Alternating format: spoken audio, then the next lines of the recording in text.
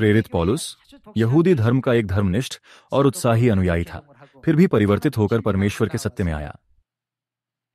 परमेश्वर के सत्य में आने पर उसे जो सबसे बड़ा एहसास हुआ वह उसका अपना अस्तित्व था। ऐसा कहा जाता है कि सुकरात ने भी ऐसा ही एक बयान दिया था, अपने आप को जानो। यदि हम स्वयं को जानते तो पवित्र आत्मा सदैव हमारे भीतर रहता, लेकिन कई बार हम ऐसा करने में विफल हो जाते हैं। प्रेरित पौलुस को भी इसका एहसास हुआ। आइए गलातियों अध्याय 2 आयत 20 पर एक नजर डालें। मैं मसीह के साथ क्रूस पर चढ़ाया गया हूं, अब मैं जीवित न रहा, पर उसमें कौन रहता है? मसीह मुझ में जीवित है। जब प्रेरित पौलुस ने यह महसूस किया और सुसमाचार का प्रचार किया, तब सुसमाचार फलने फूलने लगा। जब हम पौलुस की पत्रियों को पढ़ते हैं, तब हम देख सकते हैं कि उसने कई आंतरिक संघर्षों और पीड़ाओं का अनुभव किया। लेकिन जब प्रेरित पौलुस ने अंततः इस तथ्य को महसूस किया कि वह केवल एक मिट्टी का बर्तन है, तब उसने अपने मिट्टी के बर्तन को पवित्र आत्मा से भर दिया और हमेशा पवित्र आत्मा को अपने साथ लेकर चला। जब भी वह अपने बारे में थोड़ा भी अहंकारी सोचता था,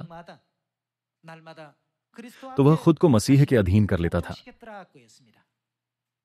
जब हम इन सभी वचनों पर विचार करते हैं, तब अपनी इच्छाओं और विचारों पर ध्यान केंद्रित करने के बजाय हमें अपने आप को ऐसे मंदिरों में विकसित करने पर अधिक ध्यान देना चाहिए जहां परमेश्वर का पवित्र आत्मा सक्रिय रूप से कार्य कर सकता है और हमारे भीतर वास कर सकता है। आइए हम गलतियों अध्याय 2 आयत 20 पर वापस जाएं। मैं मसीह के साथ क्रूस पर चढ़ाया गया हूं, अब मैं जीवित न रहा, पर मसीह मुझ में जीवित है। और मैं शरीर में अब जो जीवित हूं तो केवल उस विश्वास से जीवित हूं जो परमेश्वर के पुत्र पर है, जिसने मुझसे प्रेम किया और मेरे लिए अपने आप को दे दिया।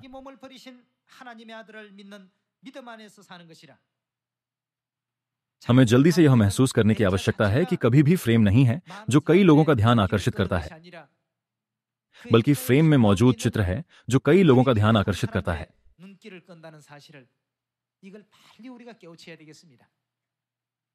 पौलुस ने भी इस तथ्य पर एक बार फिर जोर दिया। आइए हम दूसरी कुरिन्थियों अध्याय 4 की पुस्तक पर एक नजर डालें।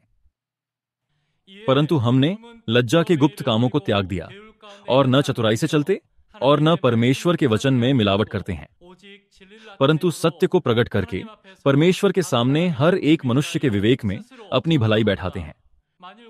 परंतु यदि हमारे सुसमाचार पर पर्दा पड़ा है तो यह नष्ट होने वालों ही के लिए पड़ा है और उन अविश्वासियों के लिए जिनकी बुद्धि इस संसार के ईश्वर ने अंधी कर दी है, ताकि मसीह जो परमेश्वर का प्रतिरूप है उसके तेजोमय सुसमाचार का प्रकाश उन पर न चमके।